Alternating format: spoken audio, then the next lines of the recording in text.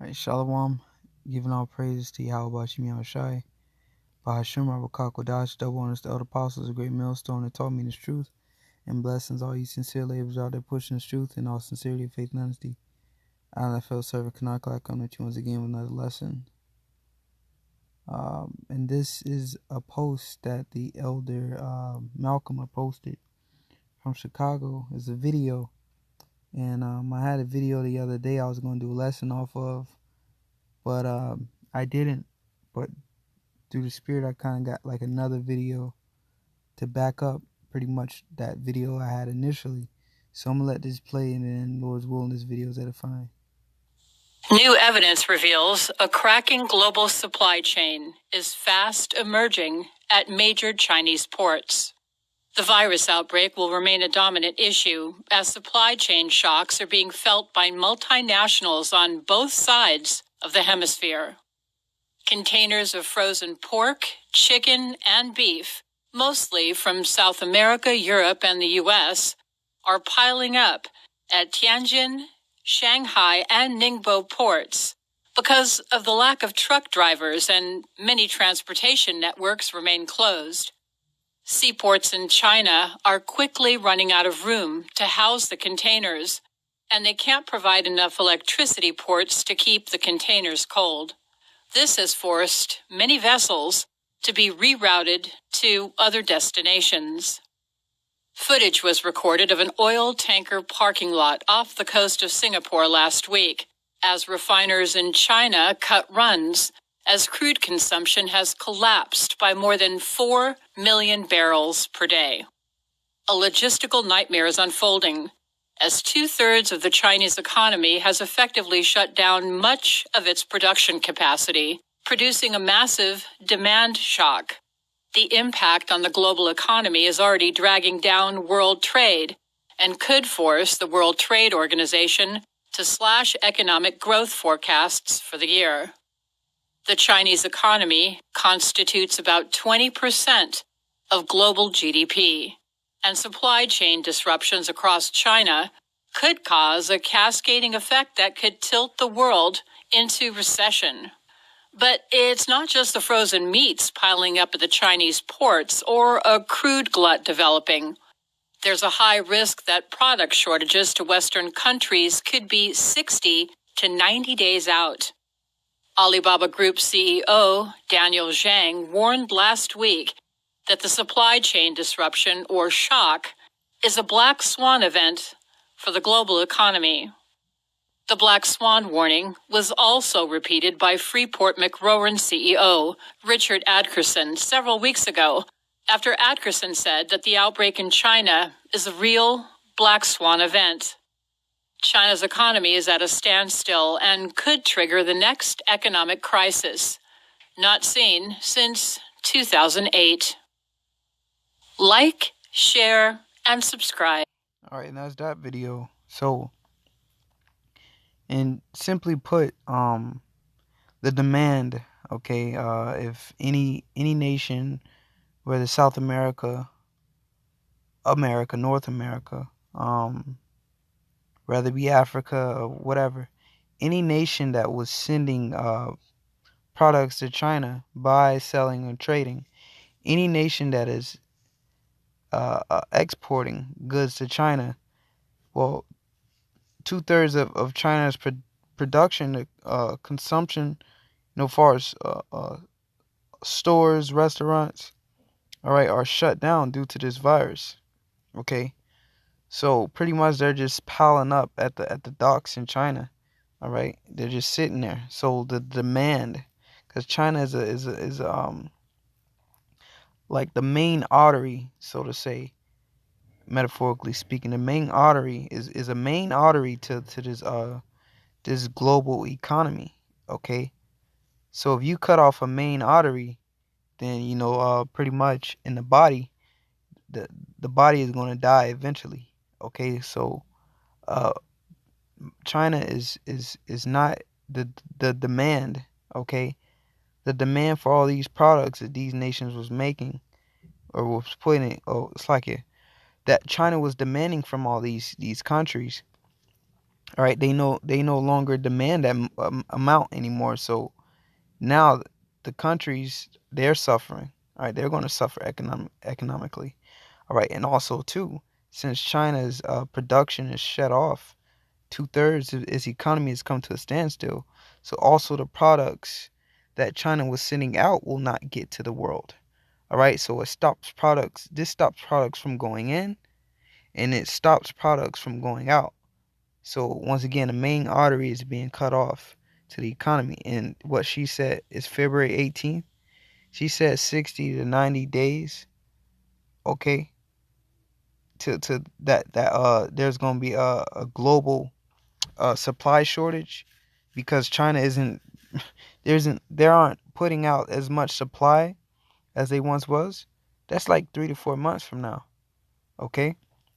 So like I said, this is the video, so I can play another video that I had the other day. This is going to back up this video right here to pretty much show you really an example if you still don't understand. Look at this right here. CBS 4's Jim DeFede has been covering the business of lobster for more than a decade and recently traveled to the Keys to understand the economic impact the coronavirus is having on the industry. His boat loaded with empty lobster traps, Gary Nichols pulls up to his fish house on Conch Key. Another happy day to get to the dock. Lobster season is ending early this year for Nichols and many of the other lobstermen of the Florida Keys for reasons out of their control. Traditionally, we fish till the middle end of March, and we get a spring run of lobster, but the Chinese have stopped their buying due to the coronavirus. With the virus spreading across China, commercial flights from the United States were recently halted. But even before the airlines stopped flying, the major buyers in China were canceling orders for Florida's spiny lobster, as fears of the virus was hitting the country's economy and keeping people out of restaurants. Florida lobster is considered a delicacy in China and is often the star of any dinner, especially during Chinese New Year's, which has been underway for the past week. For Florida's lobstermen, this is when prices normally soar. We had just gotten our prices up to a decent level. You know, this is our normally between a $12 and $20 lobster this time of year, and we dropped the price down to the $6 range on a lobster. To the fishermen, and it's pretty devastating, you know. The drop caught Nichols by surprise. Usually I get a text message every day or so. You heard him. He said that the drop caught Nichols by surprise. So that's a black swan event right there. Okay, by surprise. How often do you see a black swan? So this is something unexpected. Okay, I'm gonna just get a basic definition of black swan event. All right, a black swan event is an unpredictable event that is beyond what is normally expected of a situation and has potentially severe consequences. All right, just scratching the surface of what a black swan. So he said this was unexpected. All right, so let's go back to this video. Prices going up $1, maybe $2 a pound. I get a text message on Friday, and it says the volume, the bottom's dropped out. We have coronavirus, and the buyers in China aren't buying. The price went down $4 within 4 days. Steve Kramer was pulling his traps out of the water as well. We should have had probably another week and a half of really good pricing, and then the price would have leveled out. Shipping live lobsters to China saved the Florida lobster industry 10 years ago.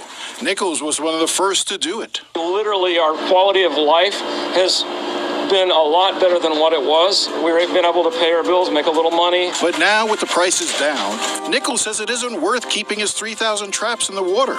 The small amounts of lobster he now catches, he's selling to his Chinese buyer, who will take them to a processing plant to be canned and eventually sold to China when the flights resume. So hopefully today I might have made enough to pay expenses possibly. The coronavirus outbreak in China is the latest problem for the lobstermen, still recovering from having their traps destroyed during Hurricane Irma, as well as the high tariffs imposed on their lobster by the Chinese government in the trade war with the U.S. tariffs have been not good for any of us. And this has been a really tough last couple of years. Kramer and Nichols know they are not alone. Because of the coronavirus, China has stopped importing gooey duck and Dungeness crab from the Pacific Northwest, as well as the more traditional lobster from the Northeast and Canada. I know one fishery, almost 1 million pounds of lobsters that they have boxed up, ready to go to China. Many of the lobstermen we spoke to said they could survive this shortened season without the Chinese market. But if this goes into next year, it could be serious problems for their business. Reporting from the Florida Keys, I'm Jim DeFede, CBS. All right, so the Chinese market is very vital, all right, to the world. Because look at the population of China, man, billion. Okay, so that the Chinese market is very vital to the world. Once again, likened unto a main artery to the body. Okay, so as you saw there, you know, this, as I was trying to explain in the last video, here's a company here that ships lobster to China, all right, and they're losing out on money, all right, because why? China, they cancel the orders because no one's going to restaurants, all right, no one's is roaming the streets like that, all right. So this is the catalyst, man, all right. This is what's going to happen. Now, if this lobster business is doing what it's doing, imagine all the other companies or all the other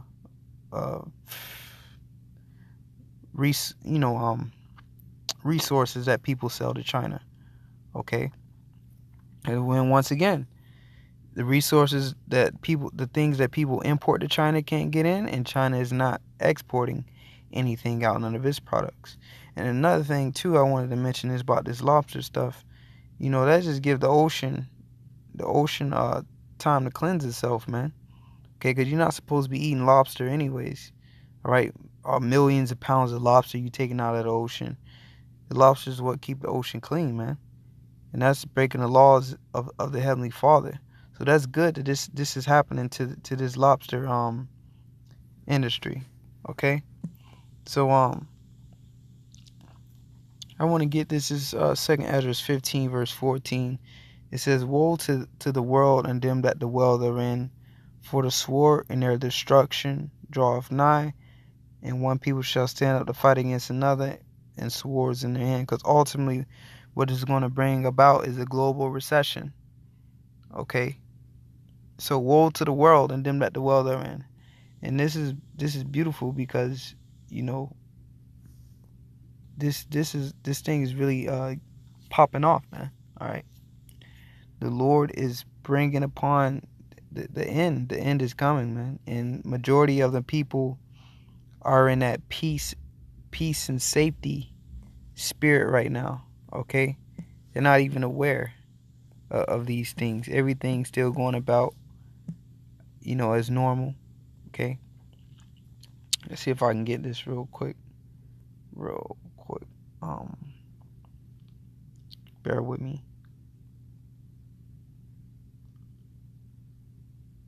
Right here. This is 1 Thessalonians 5:3. "For when they shall say peace and safety, then sudden destruction cometh upon them, as travail upon a woman with child, and they shall not escape." And that's going again into that Black Swan event, right? An unpredictable event. Okay, that's just going to come up suddenly as a woman with child. When her water bursts, she can be washing dishes, she can be doing anything, but when her water bursts, okay, is unexpected. All right, there's no signs of saying, hey, you're gonna have your baby today. Once that baby it comes, and that's what's getting ready to happen, man. Okay, that water is about to burst, and then the economy is going to collapse, and the collapse of the economy is going to bring in a lot of things. Okay, it's going to bring in a mark of the beast, which is RFID chip, and it's going to bring in a third world war. All right, because that's how the world is going to get through this global recession, man. All right, through war. Okay. Yeah, I wanted to get Habakkuk, Salakia, Habakkuk 2, it says, "For the vision is yet for appointed time, but the end shall speak and not lie, though it tarry, wait for it, because it will surely come, it will not tarry." And that's what's happening right now, okay? The vision is speaking, is not tarrying anymore, all right? We truly believe that, hey, man, this is time. All right, it's time, man. The Lord is not slack. We can clearly see that this thing is gaining momentum, okay? And it's not going to stop, man. It's only going to be downhill from there. And two, I remember Elder Apostle Tahar, he made a lesson. He said China, I believe he said China will be the first, which what he said was right. China will be the first one to get the RFID chip or something to that point. I forgot, how he said it, but China will be the first one, because you gotta think about it. Even though these nations are against or divided, the elites of all these nations, all right, understand what needs to happen. The new world order, all right, which is to chip everybody, and it's like the first. China wants to be the next superpower. Okay, so China is, before all this was happening, like a year or two ago. There was lots of news how in China they have they in certain cities, it was just all electronic payments. They were getting rid of cash altogether. Okay, so China is trying to be that first one, that first pretty much electric currency. All right, and it ultimately is going to be this RFID chip. So hey, this virus thing that's popping off, it's man, this new world order, so called, is being prepared right before your eyes. Okay, this old system is being torn down, but as we know, according to prophecy, it's not going to be fully implemented. But it's coming in fast, man. These elites, or to say, the devil is coming down on you, having great wrath, because he knows he have but a short time. So let me get the scripture real quick. It's Revelation 13-16, because this is really what has to happen before the end comes. This chip has to be made mandatory.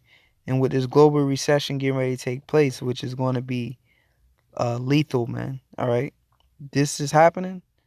Oh, trust me, this is going to be bad, man. All right, it's going to be a global meltdown, to the point where all nations are going to feel this, and then they're going to accept the RFID chip. It's Revelation 13-16, and he calls all, both small and great, rich and poor, free and bond, to receive a mark in their right hand or in their foreheads, and that no man might buy or sell, save he that have the mark, or the name of the beast, or the number of his name. Here's wisdom. Let him that have understanding count the number of the beast, for is the number of a man, and his number is 636. For those that you don't know, those of you that do not know, that's not aware, when you go into that word mark, charagma, all right, which means to cut or make an incision. And that's what happens when that chip is inserted into you. And that no man might buy or sell, letting you know that it's a part of a financial system, so to say. Okay? And that's what's getting ready to take place. Out with the old, in with the new, this new financial system. Because the US dollar, petrodollar, that's going to be done away with, man. Okay? It's going to be a global currency, all. And he calls it all, so that's everybody. So, we're living in beautiful times here, man. And we're really going to be able to measure the time and see, where things going to be at in about the next couple months, next couple weeks. We're really going to be able to tell, all right, how close we are. All right. So with that, Lord, Lord's willing, you edify, I'm going to say shalom.